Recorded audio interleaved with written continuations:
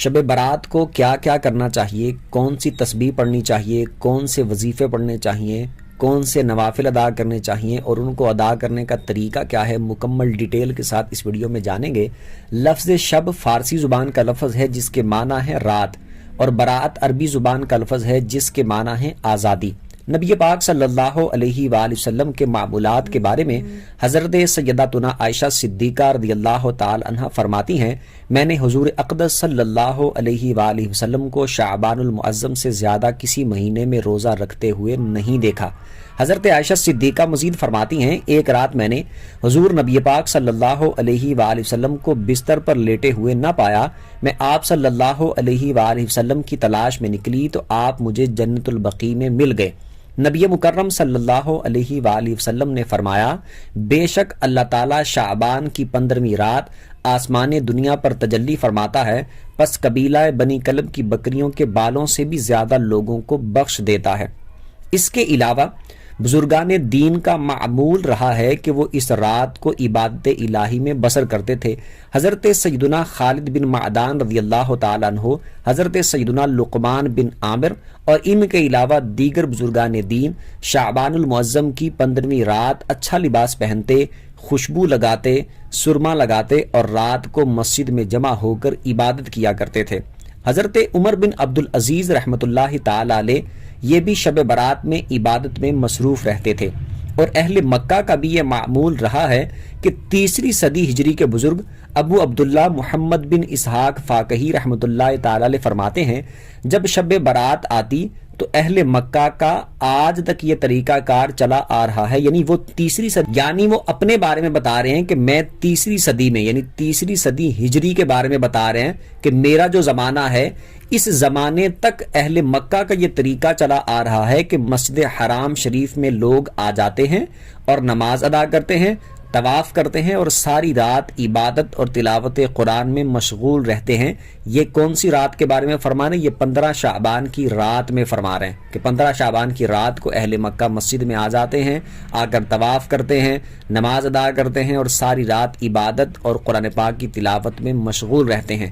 اور ان میں سے بعض لوگ 100 رکعت نفل نماز اس طرح ادا کرتے کہ ہر رکعت میں سورہ فاتحہ کے بعد 10 مرتبہ سورہ اخلاص پڑھتے اور زمزم شریف پیتے، اس سے غسل کرتے اور اسے اپنے مریضوں کے لیے محفوظ کر لیتے۔ شعبان المعظم کے مہینے میں جو 15 شعبان آتی ہے، اس رات میں ہم نے عبادت کون کون سی کرنی ہے؟ تو یہ بات یاد رکھیے گا، اس رات میں آپ کثرت سے قرآن پاک کی تلاوت کریں، تسبیحات آپ جتنی پڑھنا چاہیں، استغفر اللہ کی تسبیح پڑھیں، آپ اس کے علاوہ اللہ تعالیٰ کی حمد بیان کریں، الحمدللہ پڑھیں، استغفر اللہ پڑھیں، درود پاک پڑھیں۔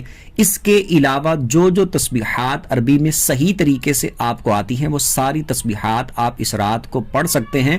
انشاءاللہ ہر تسبیح کی الگ فضیلت، الگ ثواب آپ کو ملے گا۔ جو آپ کو تسبیحات یاد ہیں، سبحان اللہ، الحمدللہ، استغفر اللہ، درود پاک، اللہ اکبر، لا الہ الا اللہ، جو تسبیحات آپ پڑھنا چاہیں ساری ہی پڑھ سکتے ہیں۔ اس رات میں ہر ایک کا ثواب بہت زیادہ ہے اور الگ الگ طریقے پر ہر تسبیح کا ویسے ہی ثواب بہت زیادہ ہے۔ اور نوافل ادا کرنے کا، جیسے میں نے پہلے بتایا کہ بعض بزرگان دین کا اور اہل مکہ کا یہ معمول تھا کہ وہ 100 رکعت نفل پڑھتے تھے۔ اگر آپ 100 رکعت نفل ادا کرنا چاہیں تو وہ بھی کر سکتے ہیں، اور اس کو اس طریقے پر ادا کرنا چاہیں کہ ہر رکعت میں سورہ فاتحہ کے بعد 10 مرتبہ سورہ اخلاص پڑھیں تو بھی ٹھیک ہے، اس کی بھی بڑی فضیلت ہے۔ اگر آپ یہ نہیں پڑھ سکتے، کم نفل ادا کرنا چاہتے ہیں، اگر کوئی 2 رکعت بھی پڑھتا ہے تو تب بھی اللہ کی رحمت سے اس کو بہت ثواب ملے گا۔ اس کا طریقہ یہ ہوگا کہ پہلی رکعت میں سبحانک اللہ پڑھیں، اس کے بعد اعوذ باللہ من الشیطان الرجیم بسم اللہ الرحمن الرحیم پڑھیں، پھر سورہ فاتحہ پڑھیں، اس کے بعد پھر بسم اللہ پڑھے اور اس کے بعد سورہ اخلاص پڑھ لے۔ 1 بار پڑھ لے تب بھی ٹھیک ہے، 3 بار پڑھنا چاہے 3 بار پڑھ لے، 5 بار پڑھنا چاہے 5 بار پڑھ لے، 7 بار پڑھنا چاہے 7 بار پڑھ لے، اور 10 بار پڑھنا چاہے تو 10 بار پڑھ لے۔ اس کے بعد رکوع سجود اسی طرح کرنے ہیں۔